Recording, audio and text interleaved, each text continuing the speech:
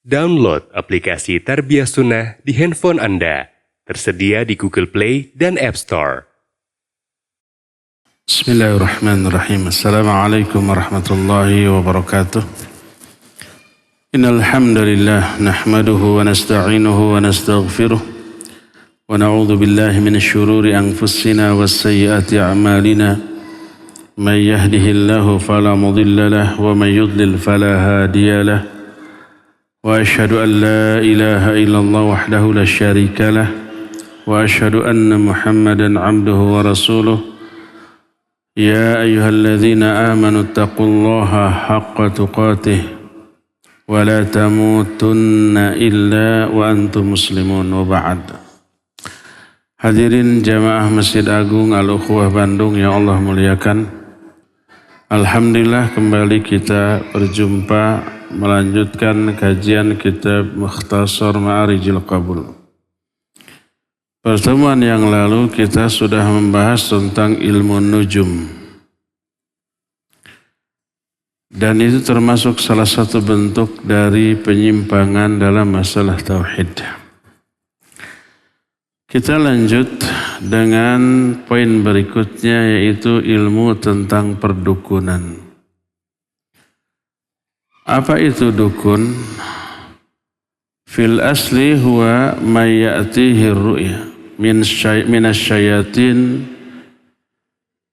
al-mustariqah lis-sam'i tatanazzalu alaihim. Dukun adalah orang yang diberikan berita dari setan, sumber beritanya setan. Setan itu mencuri dengar berita dari langit. Lalu setan dari kalangan bangsa jin itu turun kepada orang-orang tersebut, memberitahukan apa yang akan terjadi esok atau lusa. Satu kata yang benar tapi dibumbui dengan ribuan kata-kata dusta. Dan orang tersebut adalah, atau para dukun tersebut adalah orang-orang yang pendusta dan durhaka. Allah berfirman, hal unabbi'ukum ala man tanazzalu syayatin tanazzalu ala kulli affakin athim. Al-Quran surah Asy-Syu'ara 221, 222. Kata Allah, maukah aku beritahukan kepada kalian kepada siapa syaitan turun? Syaitan turun kepada setiap orang yang pendusta dan durhaka. Inilah definisi asal dari dukun. Dan dihukumi sama dengan hukum perdukunan adalah setiap orang yang mengklaim, mengaku-ngaku mengetahui perkara yang gaib. Baik meramal lewat apapun. Lewat garis tangan atau lewat tanda tangan atau lewat apapun. Kemudian dari sana diduga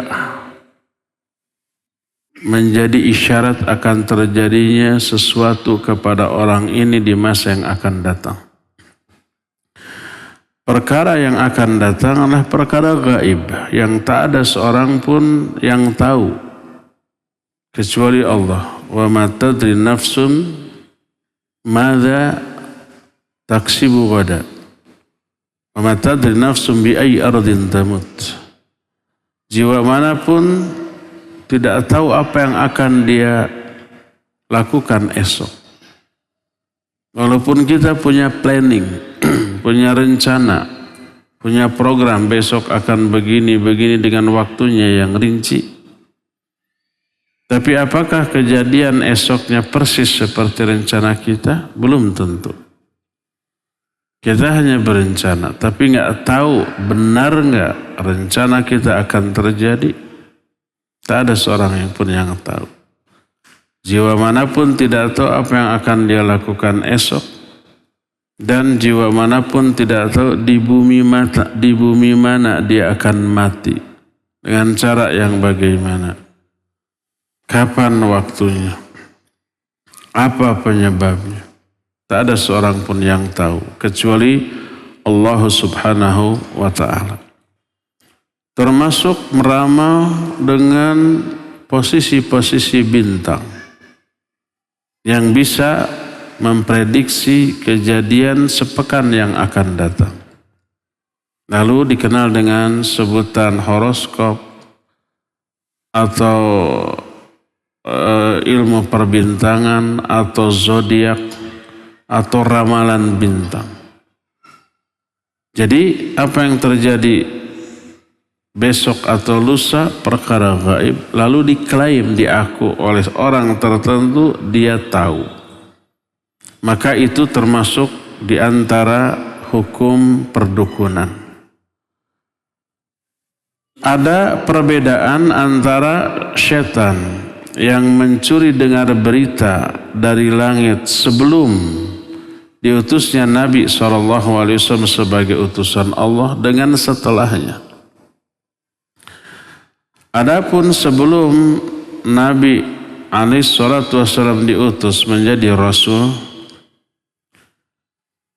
setan dari kalangan bangsa jin secara bebas bisa mendengar berita dari langit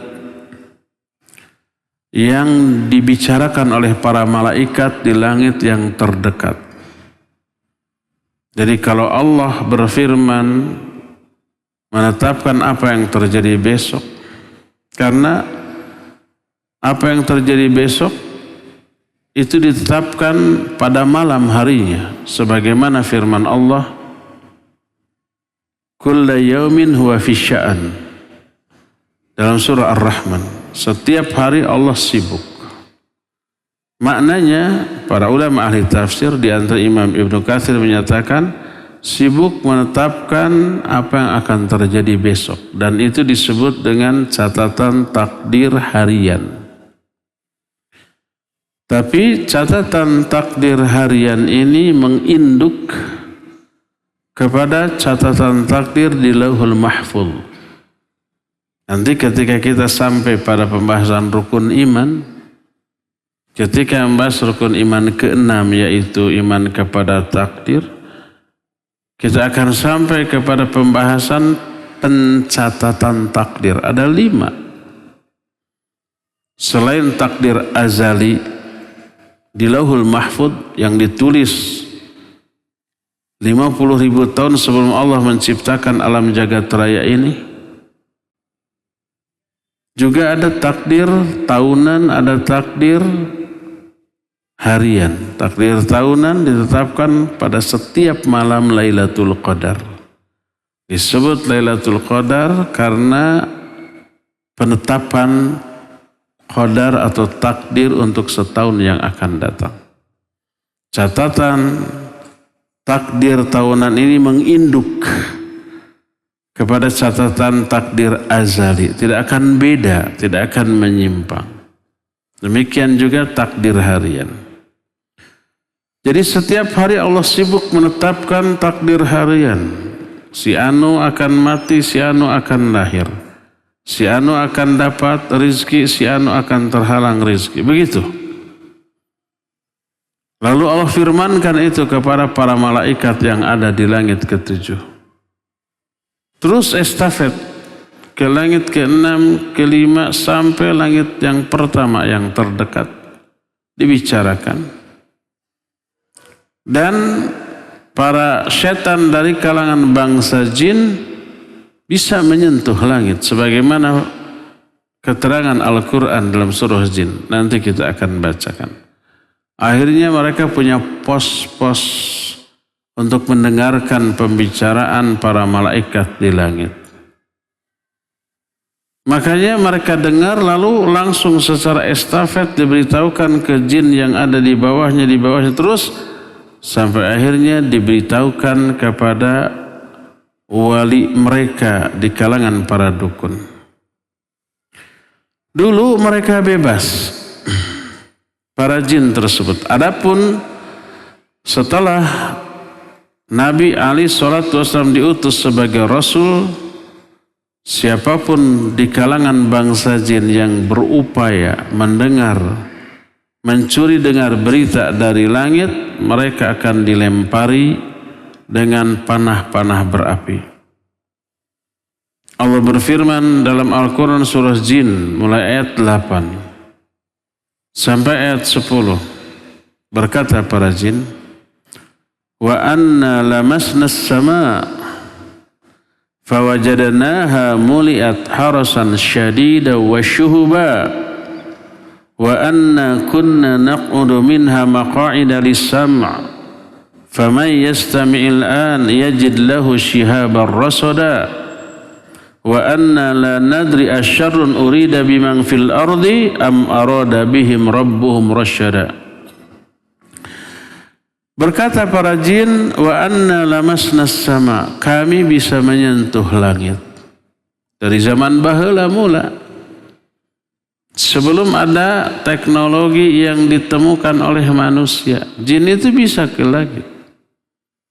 Jangan tanya pakai teknologi, pakai Apollo atau tidak. Jangan tanya. Tapi riwayat menyatakan patumpuk-tumpuk, papunggu-punggu mereka sampai ke langit. Wa anna lamasna sama, kami bisa menyentuh langit. Fawajadnaha muliat harasan syadida wa syuhuba. Maka kami temukan langit dipenuhi para penjaga yang sangat ketat dan panah-panah yang berapi. Wa anna kunna naq'udu minha maqa'ida lis-sam'. Dan dahulu kami memiliki pos-pos untuk mencuri dengar berita dari langit. Dulu, sebelum Nabi diutus menjadi Rasul. Faman yastamil an. Tapi sekarang siapa saja di kalangan kami, di kalangan bangsa jin yang mencuri dengar berita dari langit, yajid lahu shihaban rasada. Dia akan menemukan panah-panah berapi yang selalu mengincar.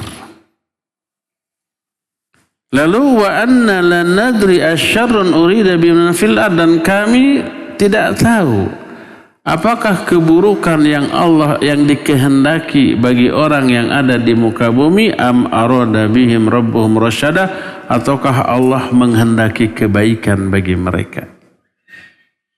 Gak tahu lagi besok apa yang akan terjadi, sebab risikonya besar. Mencuri dengar berita dari langit, mati karena dilempari oleh panah-panah yang berapi. Secara rinci oleh Nabi SAW dijelaskan secara detail tentang apa yang terjadi di langit. Ini perkara gaib, kita nggak tahu. Dan tidak boleh percaya kepada berita gaib kecuali sumbernya dari Quran Sunnah yang sahih. Dan ini adalah sunnah yang sahih. Diceritakan oleh Nabi SAW dalam hadis sahih riwayat Imam Bukhari dalam kitab Sahih Bukhari dari Aisyah radhiyallahu anha. Kata Aisyah, sa'ala nasun an-nabiyya alaihi salatu wassalam anil kuhan. Faqal innahum laysu bisyai'. Kata Aisyah, orang-orang bertanya kepada Nabi SAW tentang dukun, para dukun. Kata beliau, mereka bukan apa-apa. Mereka bukan siapa-siapa. Bukan orang hebat, bukan orang sakti mandraguna, weruh sadurung winara. Arti weruh sadurung winara ini bukan bahasa Sunda, bahasa Jawanya. Weruh teh tahu ya. Katanya. Ada orang Jawa di sini. Sadurung itu sebelum. Jadi weruh sadurung itu tahu sebelum kejadian. Kan diopinikan begitu para dukun. Kata Nabi SAW, innahum laysu bisyai'. Mereka bukan siapa-siapa. Mereka bukan apa-apa. Qalu, para sahabat bertanya, ya Rasulullah, innahum yuhadditsuna bisyai' yakunu haqqan. Wahai Rasulullah, mereka suka memberitahukan perkara yang akan terjadi dan betul kejadian seperti dugaan mereka. Apa kata Nabi alaihi salatu wasallam? Tilkal kalimatu minal haqq yakhtifuhal jinniyu fayuqarkiruha fi udhuni walihi kaqarqaratid dujjaj fayakhlituna ma'aha akthar min mi'ati kadhibah. Jadi kadang-kadang ramalan si dukun ada benarnya kejadian. Apa kata beliau? Itu adalah satu kalimat yang benar, yang dicuri, disambar oleh bangsa jin. Kemudian disampaikan kepada telinga walinya, wali setan dari kalangan para dukun, seperti kokoknya suara ayam. Lalu mereka campuri dengan lebih dari ratusan kata-kata dusta. Satu kata yang benar dicampuri oleh ribuan kata-kata dusta. Nah, satu kata yang benar ini kadang kejadian. Seperti contoh umpamanya, ada berita dari langit si fulan akan memperoleh rizki umpamanya 100 juta. Terdengar oleh bangsa jin. Maka disampaikan kepada dukun, si fulan ini akan dapat besok 1 juta. Lalu direkayasa. Datang setan dari kalangan bangsa jin ke orang itu. Lewat cara apapun, mungkin mimpi, mungkin tiba-tiba ada dorongan di dalam hatinya. Duh, pengen dapat uang gimana? Ada dorongan ke dukun anu aja, ke dukun anu. Terdorong dia, datang ke dukun anu. Si dukun itu sudah dibisiki oleh setan, orang ini bakal dapat. Pak dukun, gimana caranya agar saya dapat rezeki? Kata si dukun itu, gampang, siapkan umpamanya kain putih 7 lembar, beras putih 7 kintal, atau 7 butir gitu ya, ayam putih. Lalu lakukan ritual ini. Dilakukan, benar dapat. Padahal tanpa ritual itu pun dia pasti dapat. Satu kata yang benar itu dapat 100 juta, tapi ratusan kata-kata dustanya menyertai, dan itu yang menjerumuskan orang itu ke dalam perbuatan atau keyakinan syirik. Itu hadis sahih riwayat Imam Bukhari dari Aisyah radhiyallahu anha. Dalam hadis lain dari Abu Hurairah radhiyallahu anhu diceritakan tuh kronologis turunnya wahyu dari Allah kepada para malaikat tentang kejadian yang akan terjadi esok.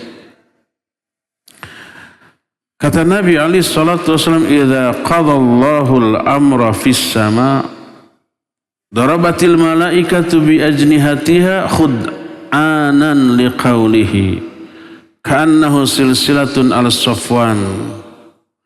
Fa idza fuzzi'a an qulubihim ay zala anhu al-faz'u qalu madza qala rabbukum qalu al-haqqa wa huwa al-'aliyyul kabir." فيسمعها مسترق السمع ومسترق السمع هكذا بعضه فوق بعض وصفه سفيان بكفه فحرفها وبدد بين أصابعه فيسمع الكلمة فيلقيها إلى من تحته ثم يلقيها الآخر إلى من تحته حتى يلقيها على لسان الساحر أو الكاهن فربما أدركه الشهاب قبل أن يلقيها وربما ألقاها قبل أن يدركه فيكذبه معها أي الكاهن 100 كذبة فيقال أو ليس قد قال لنا يوم كذا وكذا فيصدق بتلك الكلمة التي سمعت من السماء. Kata Rasul SAW, apabila Allah mau menetapkan satu takdir di langit tentang apa yang akan terjadi besok. Besok akan kejadian begini. Maka para malaikat meletakkan atau menggerakkan sayap-sayap mereka karena tunduk kepada firman Allah, tak ubahnya seperti rantai besi yang jatuh di atas batu yang keras. Bisa kita bayangkan bunyi gemerincingnya. Sampai mereka pingsan. Para malaikat pingsan. Takutnya kepada Allah luar biasa. Dan ini ayat hatta idza fuzzi'a an qulubihim, sampai ketika mereka siuman dan dihilangkan rasa takut dari hati mereka. Ketika menerangkan ayat dan hadis ini, para ulama menyatakan kalau para malaikat mengalami pingsan sebelum hari kiamat, ini menunjukkan para malaikat mungkin mati dan bisa mati nanti pada hari kiamat. Dan para ulama membahas ini ketika menerangkan atau membahas apakah malaikat mati atau tidak. Ya, ayat mengisyaratkan mati. Salah satunya ayat ini, kalau malaikat pingsan sekarang berarti bisa mati. Dan ayat yang menunjukkan kematian para malaikat waktu kiamatlah fa idza nufikha fis-sur fasaika kullu man fis samawati wa man fil ard illa man sya'allah. Ditiuplah sangkakala wa nufikha fis-sur fasaika man fis samawati wa man fil ard, maka matilah semua yang ada di langit. Siapa? Para malaikat. Enggak ada makhluk lain selain malaikat yang ada di langit. Dan juga makhluk yang ada di bumi, termasuk malaikat yang ada di bumi, penjaga gunung, penjaga hutan, lautan, dan itu ada malaikat di sana. Semua mati, apalagi kita, apalagi bangsa jin, manusia atau binatang, semua mati. Illa man sya'allah, kecuali beberapa makhluk yang Allah kehendaki tidak mati. Di antara yang tidak mati adalah penghuni surga dan neraka.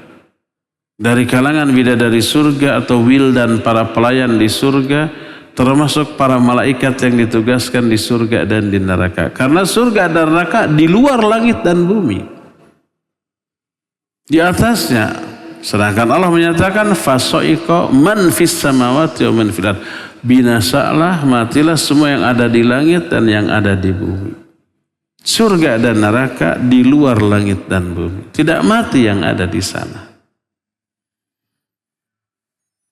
Jadi ketika Allah menetapkan satu takdir yang akan terjadi esok, para malaikat sampai pingsan. Setelah siuman, lalu dihilangkan rasa takut dalam hati-hati mereka oleh Allah Azza wa Jalla.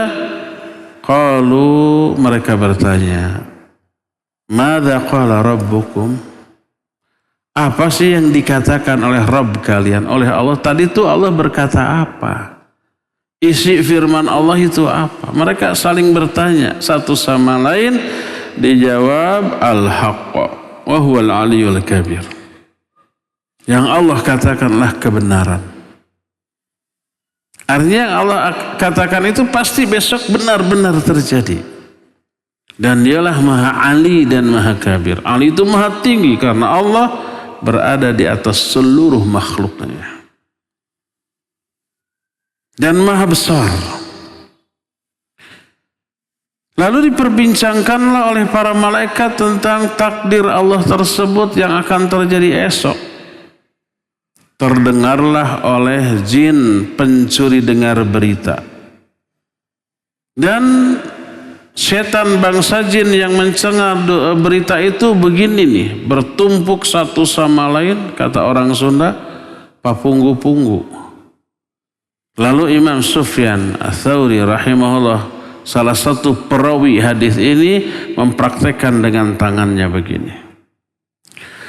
Maka perkataan yang benar tersebut didengar lalu disampaikan kepada setan yang ada di bawahnya, terus secara estafet ke bawah. Setelah sampai kepada jin yang ada di muka bumi, disampaikanlah kepada tukang sihir atau kepada dukun yang menjadi sahib mereka, wali mereka. Kadang-kadang mereka keburu terkena panah berapi sebelum disampaikan ke dukun. Kadang-kadang disampaikan dulu ke dukun lalu baru terkena panah berapi. Tapi sudah sampai duluan ke dukun. Satu kalimat yang benar dibumbui oleh si setan ini dengan ratusan kata-kata dusta. Dengan mengatakan, "Aulaisa qad qala lana yaum kadza wa kadza?" Bukankah telah disampaikan kepada kami begini-begini yang akan terjadi, begini-begini. Maka dipercayailah perkataan yang dianggap terdengar dari langit tersebut. Ini yang menyebabkan ada satu, kadang-kadang tidak selalu dan jarang. Kadang-kadang ramalan mereka itu benar karena memang itulah yang mereka dengar dari setan yang menjadi wali mereka, tapi ratusan kata dusta menyertainya. Akibatnya walaupun satu kata yang benar, ratusan kata dusta lainnya pun dipercaya. Nah, ratusan kata dusta ini yang menjerumuskan mereka kepada syirik atau kufur atau keyakinan-keyakinan batil yang lainnya. Inilah proses terjadinya ramalan di kalangan para dukun atau orang-orang yang semisal dengan mereka, sebagaimana yang diterangkan baik dalam ayat ataupun di dalam hadis-hadis yang sahih tentang hal tersebut. Bagaimana hukum dukun? Berkata muallif rahimahullah, al-kahinu kafirun fahuwa waliyun lisyaitan fala yuhi ilaihi illa ba'da ma yatawallah. Dukun itu kafir karena dia wali setan, dan setan tidak akan memberikan bisikan kepada para dukun kecuali setelah menunjukkan loyalitas kepada setan itu. Jadi dibantu oleh setan dengan syarat MOU-nya disepakati dulu. MOU yang dibikin oleh setan itu pasti bertolak belakang dengan syariat Allah Azza wa Jalla. Makanya Allah berfirman dalam Al-Quran surah Al-An'am 121, wa inna syayatina layuhuna ila awliyaihim. Sesungguhnya setan-setan itu disebut layuhuna, memberi wahyu kepada wali-wali setan. Ada wahyu dari setan, ya, dibisikkan. Ada wahyu dari Allah berupa syariat kepada para nabi, orang-orang khusus. Ada wahyu dari setan kepada orang khusus di kalangan para wali setan, termasuk dukun atau tukang sihir atau peramal. Dan setan hanyalah bermualah membuat komitmen hanya dengan orang-orang kafir yang komitmen dengan perjanjian yang mereka bikin dengan setan. Dan zaman baheula sebelum Islam datang, dukun, tukang sihir, tukang ramal banyak. Ketika Islam datang, ada sebagian mereka yang kemudian taubat, kemudian masuk Islam. Contohnya umpamanya Sawad bin Qarib radhiyallahu an. Setelah dia masuk Islam, tak ada lagi bisikan apapun ke dalam telinganya atau ke dalam hatinya. Biasanya selalu ada tuh. Tapi setelah dia bersyahadat masuk Islam, tidak. Karena apa? Dia sudah berubah menjadi wali Allah setelah sebelumnya menjadi wali setan. Sebagaimana ayat yang tadi dibacakan Al-Quran surah Asy-Syu'ara 221, hal unabbiukum ala man tanazzalu syayatin tanazzalu ala kulli affakin athim. Mau enggak aku beritahukan kepada kalian kepada siapa syaitan ini turun? Syaitan turun kepada para pendusta dan pendosa, ahli maksiat, ahli dusta, mendustakan syariat. Nah, kepada mereka lah turun. Adapun kepada seorang muslim yang komitmen loyal kepada ajaran Islam, syaitan nggak mungkin lagi datang. Percuma datang juga baca ta'awud, lari dia. Percuma datang untuk membisikkan apapun yang ingin mereka bisikan, karena tidak akan dipercaya, akan diingkari. Jadi setelah Sawad bin Qarib masuk Islam, nggak ada lagi bisikan-bisikan seperti yang teralami dan terasakan sebelumnya. Ini menunjukkan bahwa setan di masa jahiliyah turun kepada para dukun karena kekufuran mereka dan karena loyalitas mereka kepada para setan tersebut. Ini alasan yang pertama kenapa dukun itu kafir. Yang kedua, karena dukun itu menganggap dirinya serupa dengan salah satu di antara sifat Allah Azza wa Jalla, yaitu kerububiahan Allah. Salah satunya mengetahui perkara gaib, walaupun tidak seluruhnya, hanya sebagian kecil. Disebut mengklaim, iddia. Iddia itu klaim, pengakuan, ngaku-ngaku tapi pada hakikatnya tidak. Yang tahu perkara gaib hanya Allah. Lalu Allah memberitahukan perkara gaib ini hanya kepada Rasul yang diridhoinya. Allah berfirman dalam Al-Quran, alimul ghaibi fala yudhiru ala ghaibihi ahada illa man irtada min rasulin. Dialah Allah yang mengetahui perkara gaib. Dan Allah tidak memberitahukan perkara gaib ini kepada seorang pun, kecuali kepada Rasul yang diridhoinya. Makanya Nabi SAW sering mengetahui perkara gaib yang orang tidak tahu.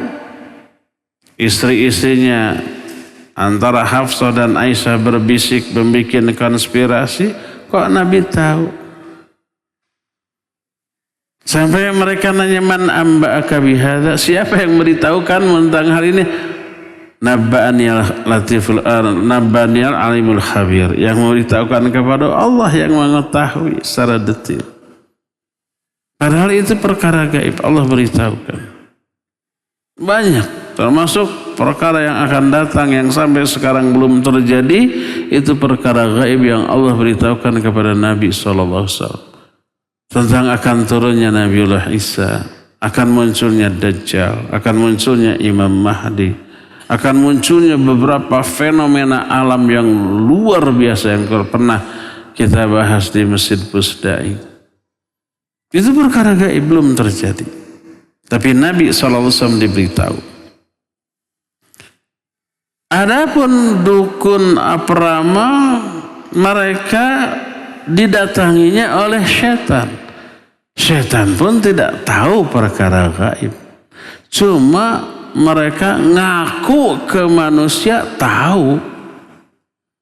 Salah satu bukti nyata setan tidak mengetahui perkara gaib, padahal mereka ngaku ke orang-orang, saya mah tahu perkara yang kalian tidak tahu. Dibongkar oleh Allah atau tentang kebohongan si setan bangsa jin. Itu terjadi pada kasus Nabiullah Sulaiman alaihi salatu wassalam, yang mengawasi proyek pembangunan yang dilakukan oleh jin dan manusia. Nabi Sulaiman duduk tegak padahal sudah mati. Tapi karena duduk tegak dengan bertumpu pada tongkatnya yang terbuat dari kayu, bangsa jin menganggap itu masih hidup. Terus we kerja. Baru tahu Nabi Sulaiman sudah mati ketika tongkatnya apa? Dimakan rayap, rapuh, lalu patah, baru jatuh. Baru tahu, oh sudah mati. Katanya tahu perkara gaib. Ternyata kematian Nabi Sulaiman saja mereka tidak tahu. Jadi kalau umpama setan dari kalangan bangsa jin menyatakan saya tahu apa yang kalian tidak tahu, itu hanya klaim, hanya pengakuan semata-mata. Yang kemudian pengakuan ini dipercaya oleh wali-walinya dari kalangan bangsa manusia, yaitu dukun-dukun, tukang sihir, tukang ramal dan yang sejenisnya. Akhirnya mereka dianggap lebih daripada manusia. Nah, karena hal itulah mereka itu dianggap sebagai orang yang mengklaim, mengaku memiliki kesamaan sifat dengan Allah, yaitu mengetahui perkara yang gaib. Padahal tidak, itu hanya klaim semata-mata.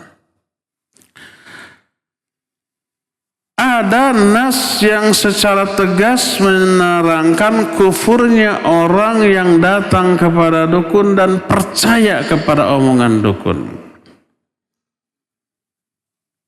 Sebagaimana diterangkan dalam salah satu hadis, ketika berbicara tentang hukum mendatangi dukun dan bertanya kepada sang dukun, berkata muallif, mujarrad ityanil kuhan wa su'aluhum kabiratun azimah wa man fa'ala dhalik la tuqbal lahu salatu arba'ina yawman. Hanya sekedar mendatangi dukun dan bertanya kepada dukun, mau percaya mau tidak nih, datang bertanya, itu sudah merupakan dosa besar. Siapa yang melakukan itu tidak akan diterima sholatnya selama 40 hari 40 malam. Sebagaimana sabda Nabi SAW dalam hadis sahih riwayat Imam Muslim dalam kitab Sahih Muslim, man ata arrafan fasa'alahu an syai'in lam tuqbal lahu sholatu arba'ina laylah.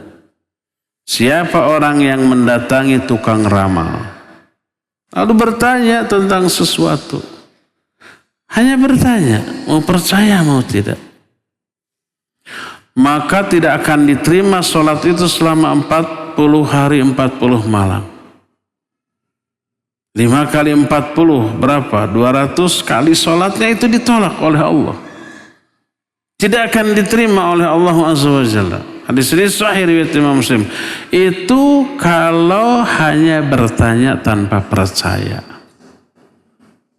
Nah sekarang ini untuk melanggar hadis ini nggak perlu datang langsung, cukup berbaring di kamar, buka laptop, buka tablet, buka gadget kita, lalu masuk ke website ramalan bintang, zodiak, horoskop, itu sama, hanya iseng-iseng baca. Sama dengan datang ke dukun atau ke tukang ramal. Maka jangan iseng-iseng mau percaya mau tidak. Resikonya berat. 40 hari 40 malam sholat kita ditolak, tidak diterima oleh Allah. Wa amma in saddaqahu bima yaqul fahuwa kafirun bima unzila ala Muhammadin sallallahu alaihi wasallam. Adapun kalau datang bertanya plus percaya. Kalau tadi kan tidak percaya, ini percaya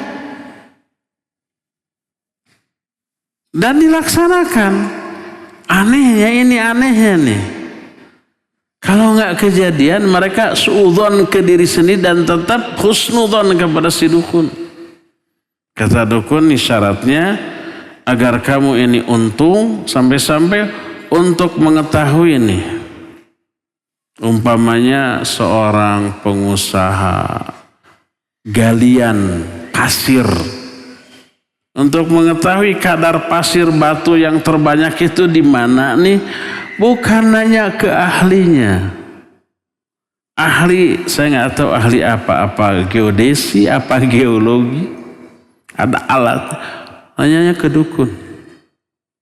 Oh di sini nih banyak pasirnya, banyak batunya, digali tuh. Tapi syaratnya begini, oke ada ritual, digali teh tanah hungkul, batunya pasirnya sedikit. Bukan si dukun yang dituduh, bohong kamu, tapi suudzon kepada diri sendiri.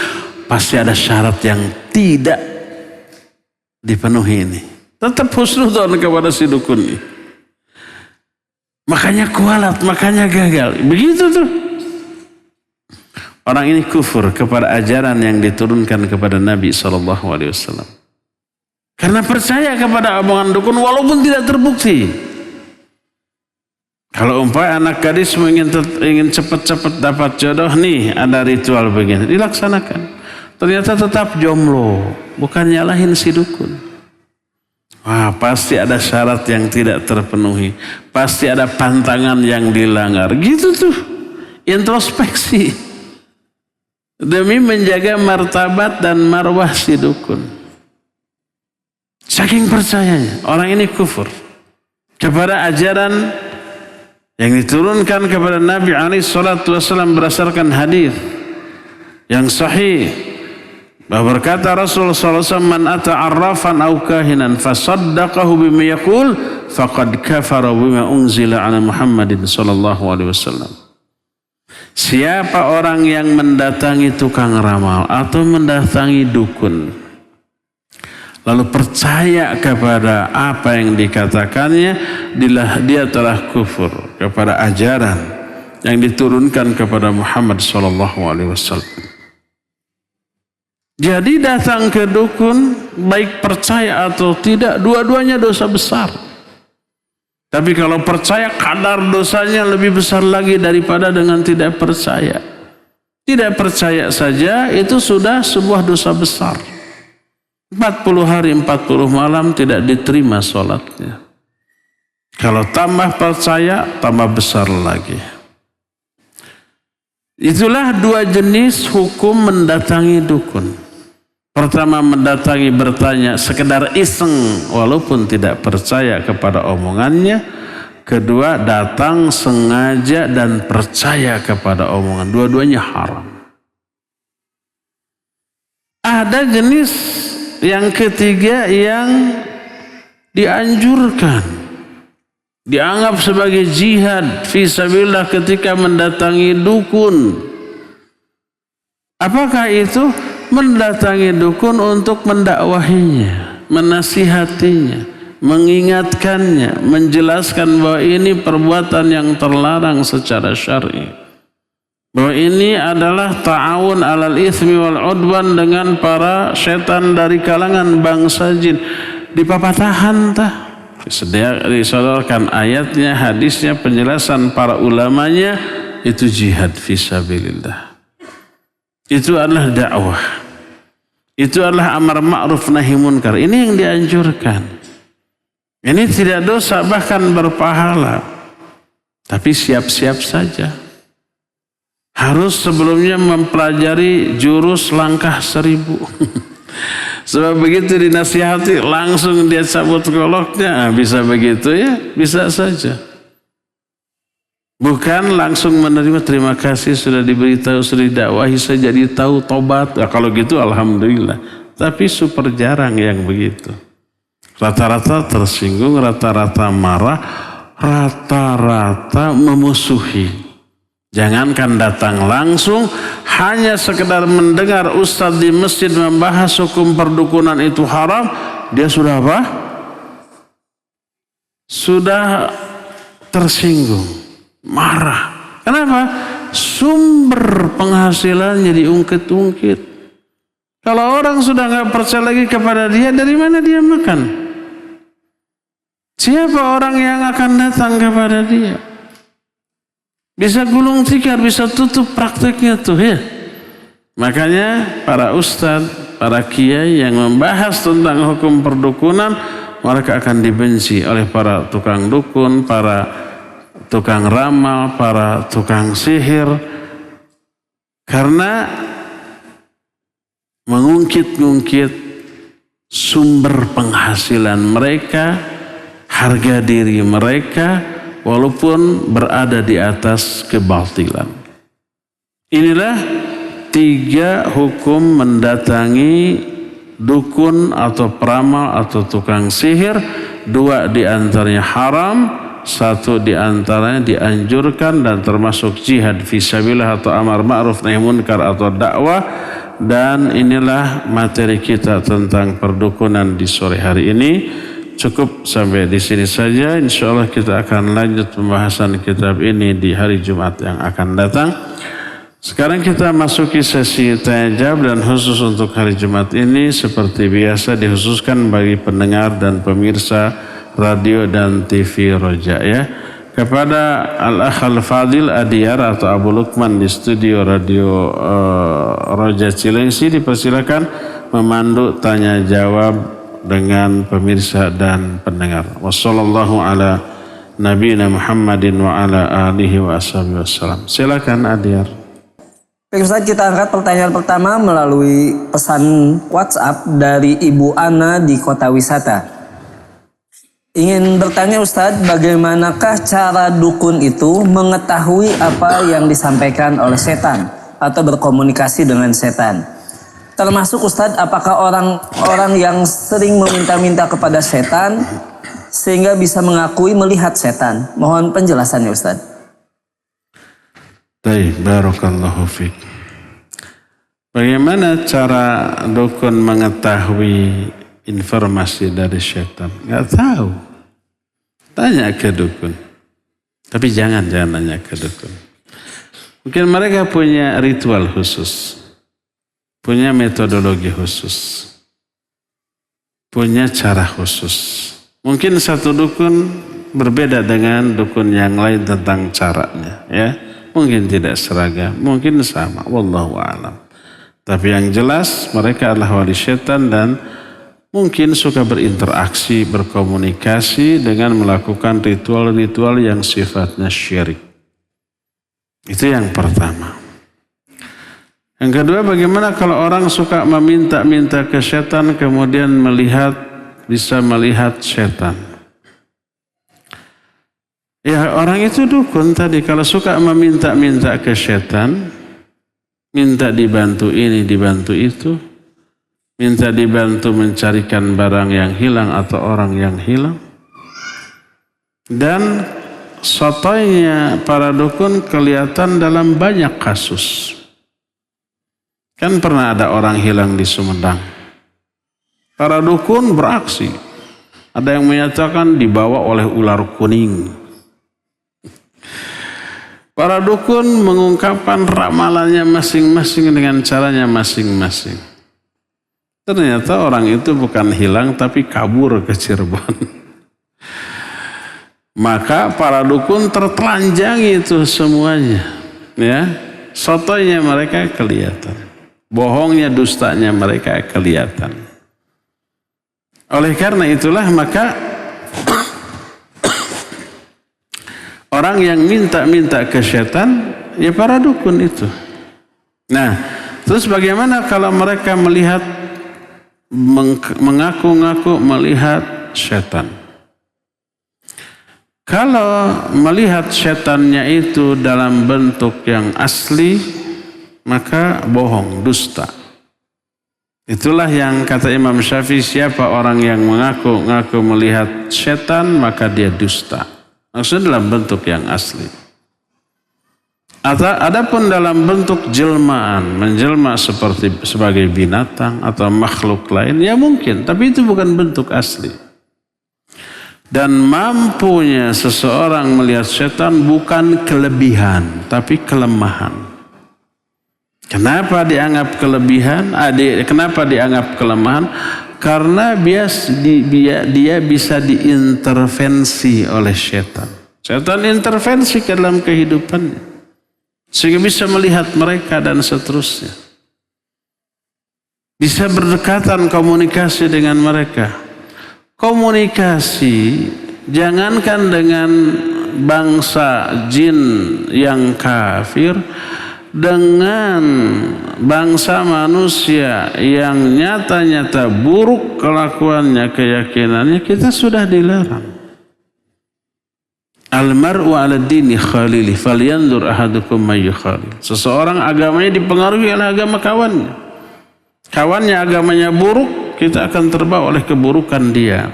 Ahli maksiat jadi sahabat kita, kita terbawa menjadi ahli maksiat. Dia ahli bid'ah, kita terbawa kepada kebid'ahannya, minimal toleransi kepada kekeliruannya. Ini orang, apalagi bangsa jin. Pasti ada syarat-syarat, maka terlarang, tidak boleh. Maka kalau orang bisa komunikasi dengan setan dari kalangan bangsa jin, atau seperti umpama melihat ini, melihat itu, bukan kelebihan, tapi kekurangan, kelemahan. Apa akibatnya? Dia terganggu dengan hal itu.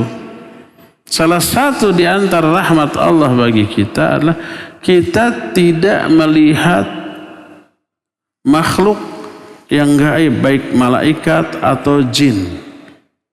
Bahkan makhluk yang tidak gaib tapi ada, tapi nggak kelihatan saking kecilnya. Bakteri, virus, kuman-kuman, gitu ya. Ada sekitar kita, ada. Tapi nggak kelihatan. Termasuk gas-gas beracun, ada karbon monoksida, karbon dioksida, gitu ya. Ada gas lain, ada nitrogen, ada hidrogen. Tapi kita nggak bisa melihat. Itu rahmat bagi kita. Seandainya kita bisa melihat semuanya itu, hidup kita nggak tenang. Coba kalau kita bisa melihat virus, bakteri, kuman yang ada di udara. Nggak bisa nafas kita. Pas mau nyedot di sini, kuman. Sana kuman juga. Di sini bebas kuman, tapi monoksida, racun. Bisa-bisa kita sudah bernafas, ya enggak? Pas mau tiduran, di kasur bakteri itu semua, nggak jadi kita berbaring di sana. Alhamdulillah kita nggak lihat. Begitu lihat kasur, kolidag, kuman, biarkan, kita punya imunitas terhadap mereka, tubuh kita ya. Nah ini disedot, ada racunnya gitu ya, ada zat-zat kimianya, ada virusnya, ada kuman, sedot saja nggak apa-apa. Allah membekali kita dengan imunitas terhadap semuanya itu. Nah, bayangkan kalau umpamanya kita bisa melihat malaikat, ada malaikat raqib atid gitu, malaikat hafadzah terlihat oleh kita. Kita mau ke WC juga marut, ya enggak? Kita mau mandi juga enggak berani untuk membuka aurat kita. Kalau kita bisa melihat mereka, alhamdulillah tidak bisa melihat mereka, sehingga bebas. Walaupun ada yang melihat, mengawasinya, ya, itu menjadi rahmat bagi kita. Oleh karena itulah seorang mukmin akan Allah lindungi dari intervensi setan dari kalangan bangsa jin terhadap kehidupan. Kita tidak melihat mereka, tidak mendengar mereka, tidak diintervensi oleh mereka, dan ketika mereka mencoba intervensi, kita ada antinya, zikir, ta'awudz, membaca Al-Quran, maka mereka akan menjauh dan menghindar, ya. Wallahu a'lam bissawab. Silakan lagi, Adir. Apakah jin ataupun setan itu bisa mengetahui apa yang ada di dalam hati kita meskipun belum kita ucapkan, Ustaz? Begitu juga para malaikat. Kan kalau kita berniat kebaikan belum mengamalkannya pun kita sudah dicatat sebagai amal baik, Ustaz. Apakah bagaimana Ustaz tentang hal ini, Ustaz? Baik. Ya, Assalamualaikum warahmatullahi wabarakatuh. Waalaikumsalam warahmatullahi wabarakatuh. Iya, pendengar dari Cianjur. Apakah setan dari kalangan bangsa jin mengetahui isi hati kita sebelum kita ucapkan atau kita lakukan? Juga para malaikat. Dijawab kalau bangsa jin nggak tahu isi hati kita. Seperti manusia lainnya. Jangankan jin, Nabi Muhammad SAW tidak mengetahui isi hati orang lain. Kecuali kalau Allah yang memberitahukan. Kalau tidak diberitahu oleh Allah nggak akan tahu. Apalagi manusia yang biasa, apalagi bangsa jin, mereka nggak tahu. Menduga-duga bisa aja seperti kita. Lihat ekspresi wajahnya, lihat omongan ucapannya, gestur tubuhnya, kita bisa menduga isi hatinya sedang senang atau sedang sedih, sedang sumringah atau sedang menderita, sedang ada masalah atau sedang tidak, sedang bokeh atau sedang banyak uang. Bisa diduga? Bisa. Menduga-duga bisa. Tapi isi hati yang sebenarnya kita tidak tahu. Juga termasuk bangsa jin. Tidak tahu isi hati kita. Ya. Menduga bisa. Dari ekspresi, dari gestur tubuh bisa menduga. Tapi memastikan tidak bisa. Bagaimana dengan para malaikat? Kalau yang dimaksud malaikat adalah malaikat pencatat amal manusia, ya mereka tahu isi hati kita. Berdasarkan nas Al-Quran atau hadis yang sahih. Nas Al-Quran diantara ya'lamuna ma taf'alun. Para malaikat pencatat itu mengetahui apa saja yang akan kalian lakukan. Lalu dicatat. Termasuk amalan hati. Di antara amalan hati niat baik ataupun niat yang buruk. Sehingga dalam hadis yang tadi dibacakan oleh penanya juga, apabila salah seorang di antara manusia memiliki niat untuk melakukan kebaikan, sudah dicatat satu pahala oleh malaikat pencatat. Padahal belum diucapkan, belum dilakukan, ya enggak? Tapi sudah dicatat, menunjukkan malaikat pencatat itu tahu. Dan setelah rencana atau niat baiknya dilakukan, dicatat 10 pahala. Tapi kalau baru berniat melakukan keburukan, malaikat tahu tapi tidak dicatat. Sampai keburukan itu dilakukan, baru dicatat sebagai satu dosa. Baik ayat yang tadi ataupun hadis ini menjadi dalil para malaikat pencatat tahu isi hati manusia. Makanya dicatatkan. Adapun malaikat lainnya yang tidak berkaitan dengan tugasnya, tidak ada nas yang menyatakan mereka tahu isi hati manusia, tidak. Jadi yang diberitahukan bahwa malaikat mengetahui isi hati manusia hanya malaikat pencatat saja. Dan tidak ada keterangan selain malaikat pencatat juga mengetahui isi hati manusia. Ya, wallahu a'lam bishawab. Silakan lagi Adir. Penjelasannya dan berikutnya Ustaz, pertanyaan dari sahabat Roja di Tembilahan Riau Ustaz. Pertanyaannya Ustaz, bagaimana caranya mengeluarkan susuk yang ada di dalam tubuh?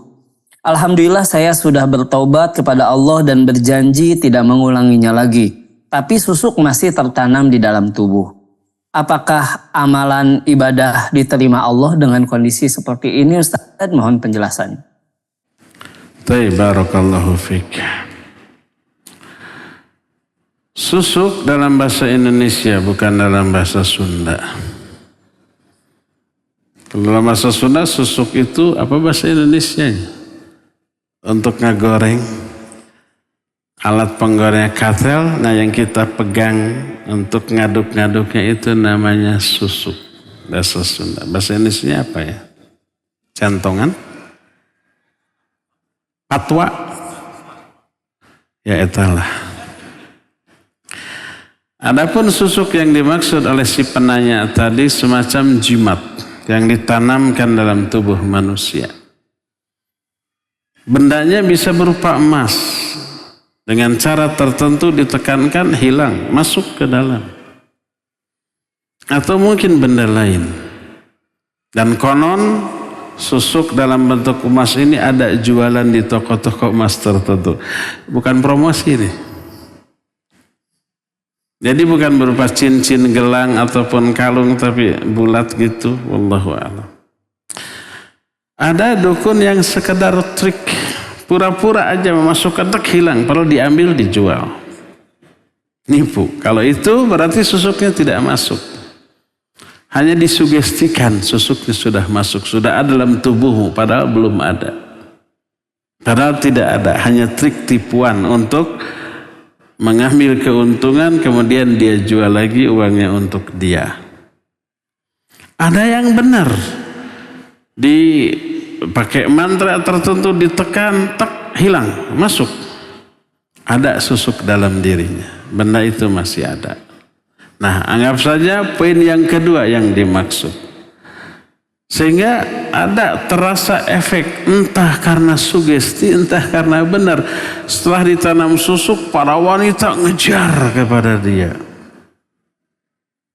Padahal banyak cara agar dikejar wanita ya. Colek saja pasti ngejar untuk mukul. Tapi jangan dilakukan. Nah, jadi semua wanita pada suka. Entah benar, entah karena sugesti, yang pada hakikatnya dia sendiri memang ganteng, lucu, dan ngegemesin perempuan gitu. Sehingga perempuan tuh suka ngejar kepada dia, ingin bersama-sama dia, tapi dia sugestikan ini efek dari susuk. Mungkin saja. Nah, susuk itu ada pada dirinya. Sekarang kita tahu itu haram, tidak boleh, dan ingin membuangnya. Bagaimana caranya? Ya, pertama secara syar'i cukup taubat. Lakukan 6 syarat taubatan nasuha. Pertama, berhenti dari meyakini hal itu. Walaupun susuk masih ada, masih ada dalam tubuh kita, dan kita tidak tahu bagaimana cara mengeluarkannya, pokoknya berhenti dari meyakini khasiat dari susuk itu. Kedua, menyesal. Ketiga, bertekad tidak mengulang kembali. Ini aja 3. Yang lainnya berkaitan dengan waktu. Lakukan sebelum sakarat, lakukan sebelum matahari terbit dari sebelah barat, dan lakukan secara ikhlas. 6 syarat tobat dari hal itu. Nah, mau keluar mau tidak itu susuk, kita sudah taubat. Dengan taubatan nasuha, insya Allah diterima taubatnya. Dihapus dosa perdukunan yang pernah kita lakukan, dihapus efek dari susuk itu, dan coba pelajari tauhid, perdalam tauhid. Banyak berzikir, banyak membaca Al-Quran, banyak ta'awudz kepada Allah, banyak istighfar. Kalau susuk yang tertanam ini memang ada efek, ada pengaruh, ada intervensi bangsa jin, insya Allah itu nanti akan keluar dengan sendirinya. Dengan waktu dan kondisi yang tidak kita duga, tiba-tiba pruk aja muruk, ini emas yang dulu ditanam sama si dukun, bener kok keluar lagi. Dari tempat dulu dimasukkan, ada yang dari kening, ada yang dari pipi gitu, ada dari pelipis gitu. Ada mungkin juga yang dari tangan hilang gitu. Ternyata keluar lagi dari tempat ketika dia dahulu menanamkan susuk itu di bagian tubuh itu. Mau keluar mau tidak, asal kita sudah taubat dengan sebenar-benarnya, maka kita sudah dianggap taubat, terhapus dosanya, dan dipastikan si susuk itu kalau benar akan keluar dengan cara yang tidak kita duga ya. Mungkin saja susuk itu sudah keluar tanpa kita sadari, tanpa kita ketahui. Ketika keluar nggak sadar, mungkin ketika naik motor, mungkin ketika lari, ketika jalan, mungkin ketika sholat kita berzikir kepada Allah, membaca terus terjatuh tanpa kita sadari. Sangat mungkin itu sudah keluar dengan sendirinya tanpa kita ketahui, tanpa kita rasakan ya. Wallahu a'lam bishawab. Silakan terakhir ya hadir ya. Allahu khairan Ustaz.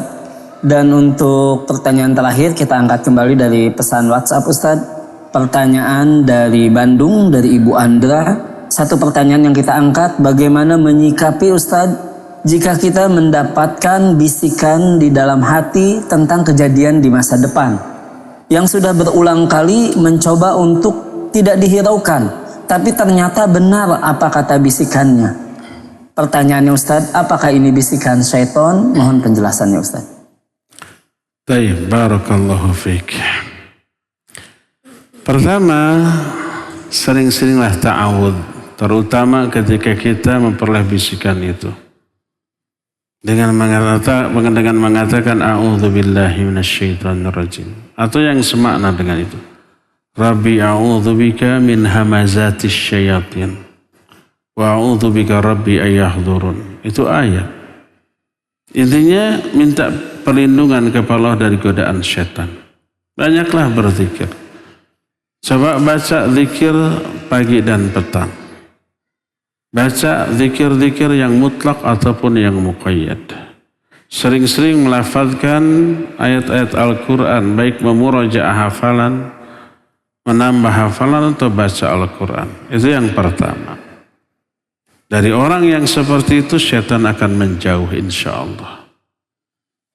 Yang kedua, coba introspeksi. Kenapa syaitan masih datang ke kita? Ayat tadi menyatakan hal unabbi'ukum ala man tanazzalus syayatin tanazzalu ala kulli affakin athim.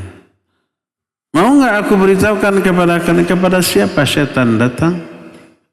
Syaitan turun kepada setiap pendusta dan pendosa. Coba introspeksi, mungkin kita melakukan kemaksiatan. Mungkin kita melakukan kedustaan, mungkin kita melakukan kedurhakaan.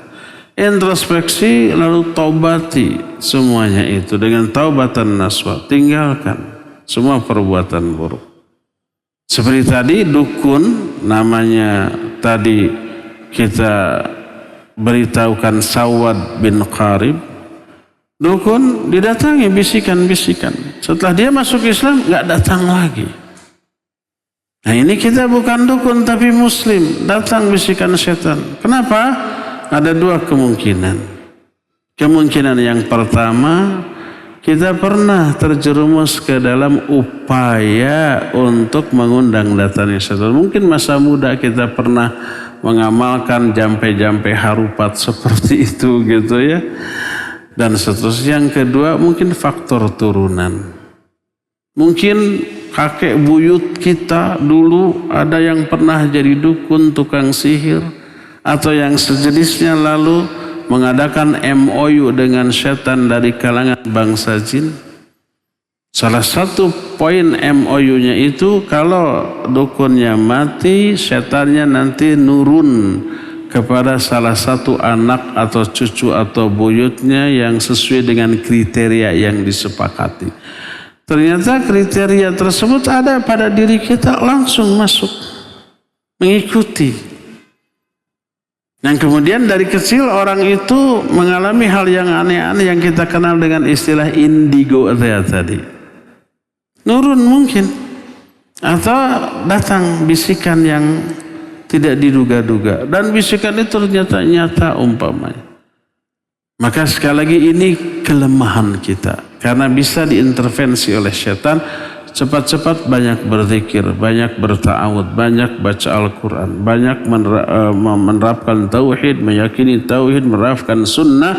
Maka dengan sendirinya syaitan akan menjauh dari diri orang yang seperti itu.